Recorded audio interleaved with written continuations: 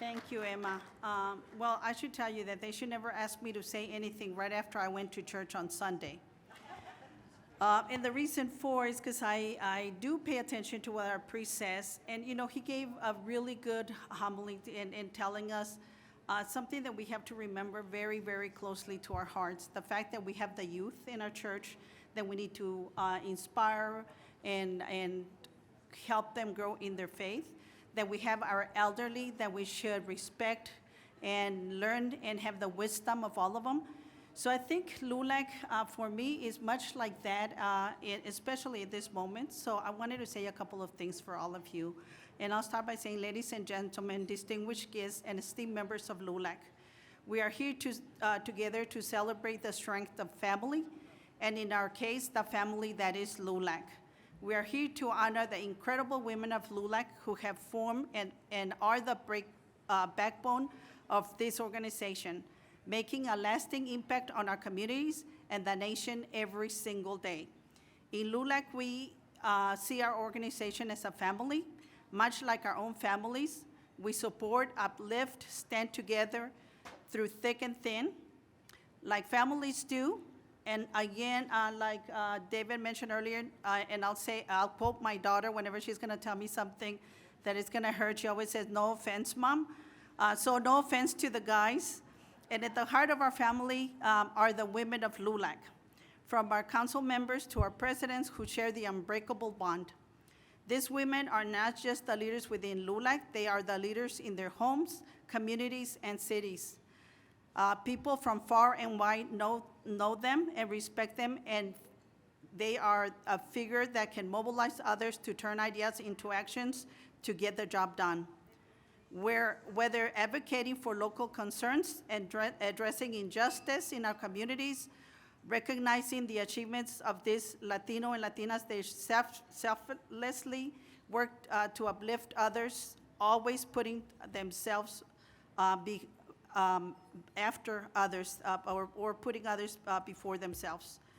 Today, we have the privilege to honor, and as you saw, some of the women that are doing incredible things for our community.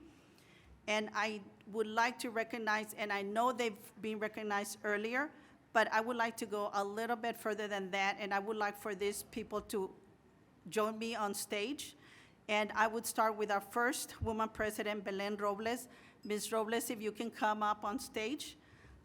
The other person that I would ask if she could join me, President Rosales, Margaret Moran, and also our First Lady, who has been a friend, advisor. If you can come up as the First Lady and the strong woman that you are, you should be up here on stage with us.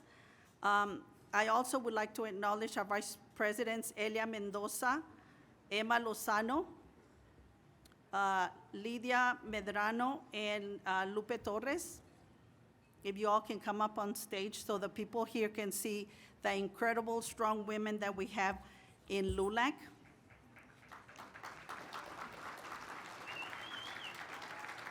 And those appointed individuals like Summer Gonzalez, our treasurer, Hilda Duarte, Ana Luisa Tapia. If you can come up on stage, please. And Ana Valenzuela, as Emma said, you know, is one of our advisors all the time when it comes to women. And these are the women, our leaders that have set forward what LULAC is doing as far as women are concerned, that guide us day to day, that inspire us and motivate us and tell us what we need to do. But this is only the half of LULAC.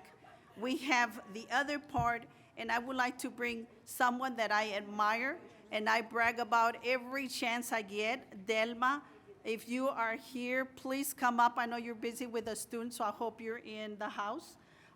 Because this is showing us the promise that we have to the future. Much like President Garcia mentioned earlier, that we have hopefully the first president female is already born, LULAC here in the house. I feel like she is another one of the future Latina presidents for LULAC, so would love to have her here.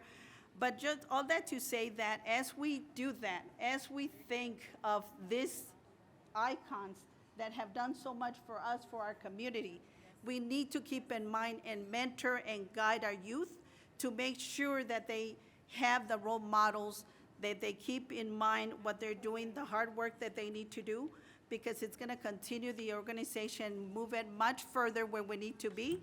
So that way, in the future, we will have this room like 3 times the size, because we will have our youth, we will have our leaders here, and it'll be great to have you all coming and seeing us again.